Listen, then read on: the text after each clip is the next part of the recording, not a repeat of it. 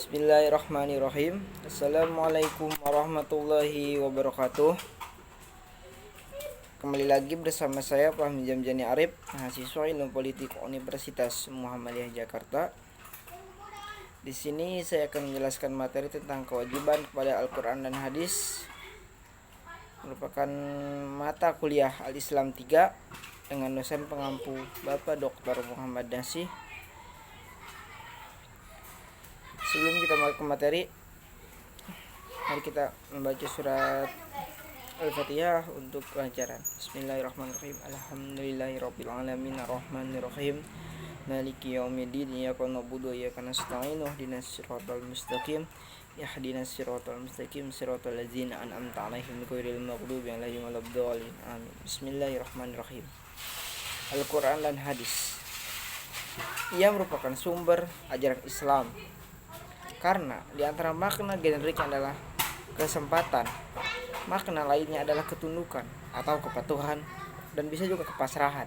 Sebab di dalam Al-Quran dan Hadis ada petunjuk yang jika ditunduk atau dipatuhi untuk memahami Al-Quran dan Hadis, ia akan mengantarkan kepada kebaikan baik di dunia maupun di akhirat.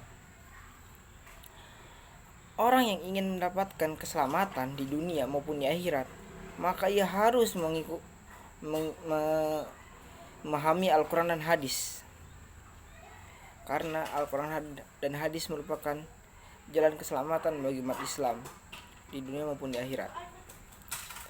Baik itu keselamatan dunia dan akhirat itu adalah kewajiban gitu ya, maaf. Adapun sebaliknya, orang yang tidak mengikuti ataupun tidak memahami Al-Quran dan Hadis, maka ia termasuk ke dalam orang yang merugi ataupun dalam kesengsaraan baik di dunia maupun di akhirat, karena hidupnya itu sia-sia. Dia hidup tetapi tidak bisa mengamalkan atau memaknai Al-Quran dan Hadis itu secara benar. Al-Quran merupakan sunnah Nabi Muhammad SAW. Ia harus diikuti karena keduanya adalah panduan kepada kebenaran. Allah menurunkan Al-Quran karena manusia tidak mengetahui apa tentang kebenaran. Dengan Al-Quran, Nabi Muhammad atau uminya yang karena itu tidak mengetahui apapun tentang ketetapan dan juga iman menjadi pengetahuannya. Dengan demikian, diwahyukan kepadamu wahyu Al-Quran dengan perintah kami sebelumnya, ataupun kamu tidaklah mengetahui apa itu kitab Al-Quran, dan tidak pula mengetahui apa itu makna iman, tetapi menjadikan Al-Quran itu cahaya yang kami tunjuki dengan siapa yang kami kehendaki di antara hamba-hamba kami. Dan sesungguhnya kamu benar-benar memberi petunjuk kepada jalan yang lurus. Itu menurut Quran surat Asy-Syura ayat 52. Adapun penegasan harus mengikuti Al-Quran dan sunnah Nabi Muhammad SAW itu diperlukan karena keduanya menyampaikan berbagai hal yang bisa diserap maupun yang tidak dijangkau oleh panca indera. Untuk hal-hal yang diserap oleh panca indera ataupun manusia mudah menerimanya sebagai kebenaran.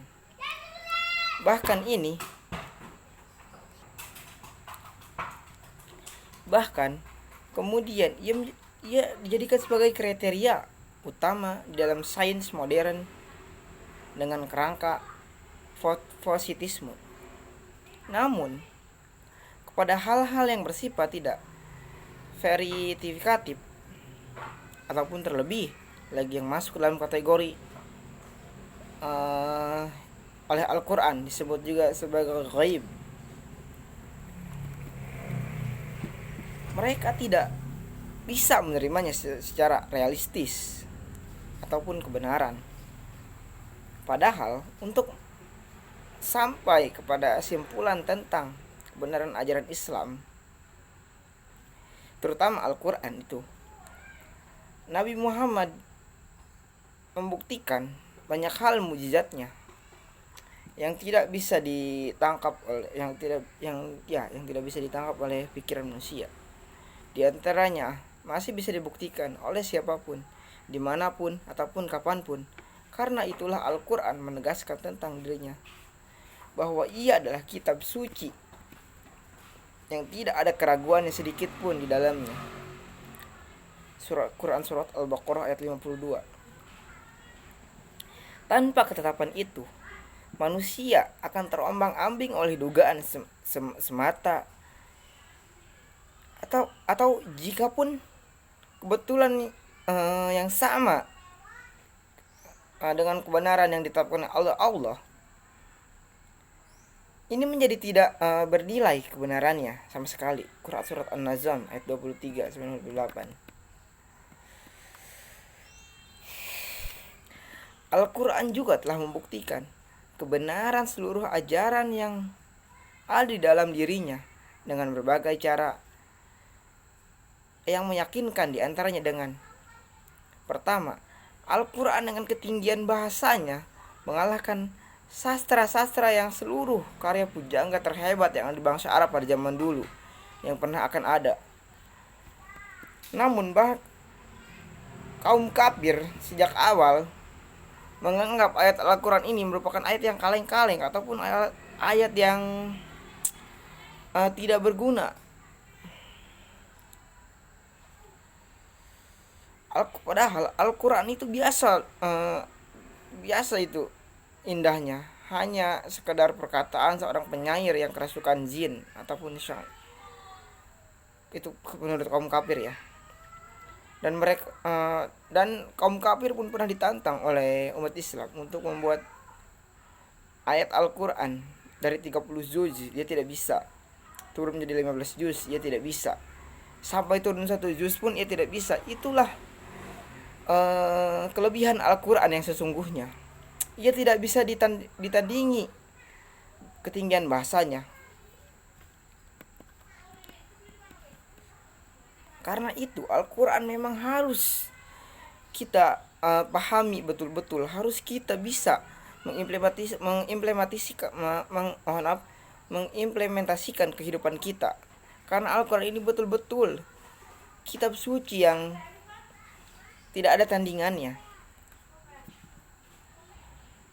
Adapun yang kedua, yaitu prediksi Al-Quran terbukti sampai pada kejadian dengan angka yang cukup rigid. Di antara prediksi itu adalah Abu Lahab dan istrinya akan masuk neraka. Ada di Quran Surat Al-Lahab ayat 1-5.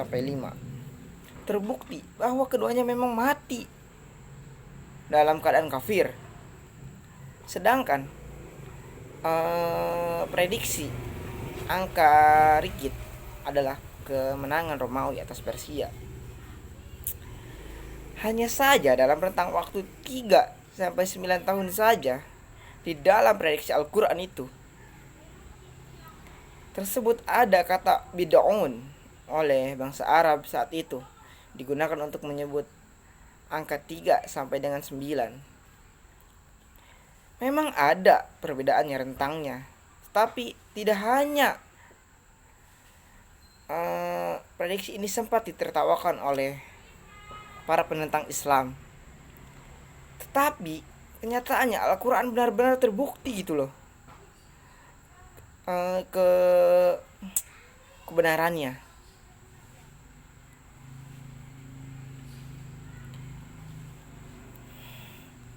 Sebagai yang benar, Romawi memang kembali atas Persia pada tahun ke-7 setelah kekalahannya. Berarti pada waktu itu benar-benar berada dalam rentang yang diprediksi oleh Al-Quran.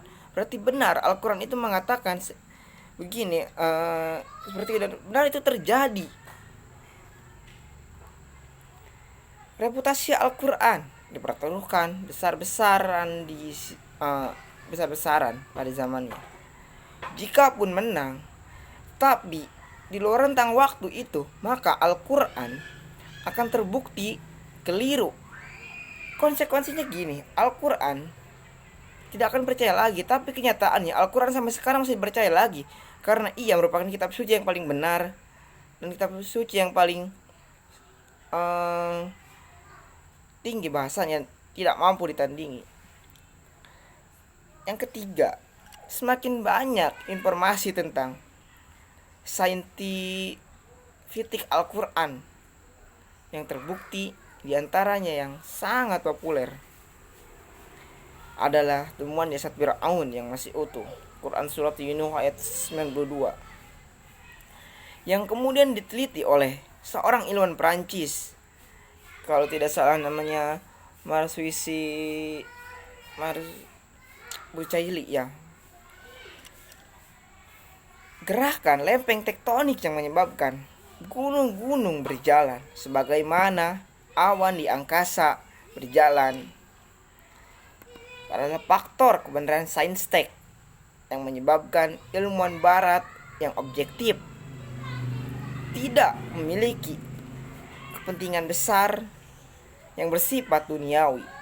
Kemudian konferensi agama memilih Islam sebagai jalan yang baru dalam hidup mereka, menjadi pendakwah-pendakwah yang sangat gigih dan menunjukkan bukti saintifik yang mereka temukan. Dalam arti dan ada yang pun yang keempat, Al-Quran adalah satu-satunya kitab suci yang bisa dihafalkan di luar kepala oleh siapapun yang memiliki sungguh-sungguh untuk melakukan penghafalannya. Bahkan anak kecil sekalipun, jika ia bersungguh-sungguh, ia mampu menghafalkan Al-Quran. Dan ini sesungguhnya bukti kemukjizatan Al-Quran, bukti kebenaran Al-Quran bahwa Allah telah memudahkan Al-Quran untuk siapapun dan untuk dihafalkan. Yang diantara hikmahnya adalah memastikan orisinalitas Al-Quran sebagai awal diturunkan kepada Nabi Muhammad SAW. Tidak ada perubahan sedikit pun. Jadi dalam artian Al-Quran ini sebenarnya memang sangat mudah untuk dihafalkan. Jika orang yang ingin menghafalkan ini harus orang yang ingin bersungguh-sungguh menghafalkan, orang-orang yang benar serius. Seperti dijelaskan tadi, bahkan anak kecil sekalipun, jika ia benar-benar serius ingin menghafalkan Al-Quran, ia pasti bisa. Jadi Al-Quran itu memang, mengamalkan Al-Quran itu harus benar orang-orang yang ingin serius, orang yang ingin tahu maknanya. Ia harus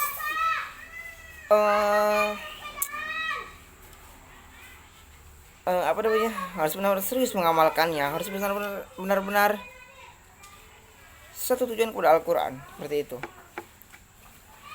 Dan untuk memang sangat sulit gitulah untuk sangat sulit untuk memaknai Al-Quran dengan sungguh-sungguh, karena banyak godaannya, banyak termasuk banyak godaannya gitu loh. Karena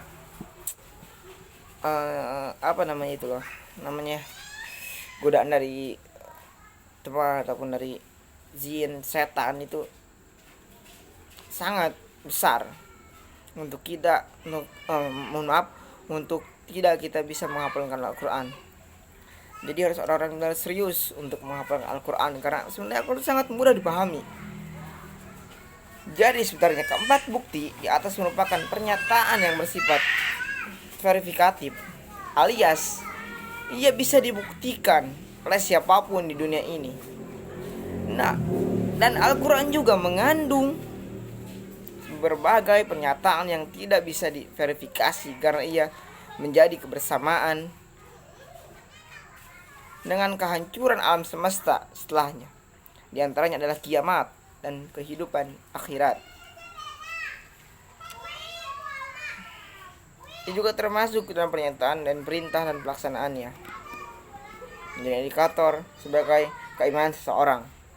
Baik, demikian materi tentang kewajiban memahami Al-Quran dan Hadis. Dari saya Pak menjadi Anda cukup sekian. Wassalamualaikum warahmatullahi wabarakatuh.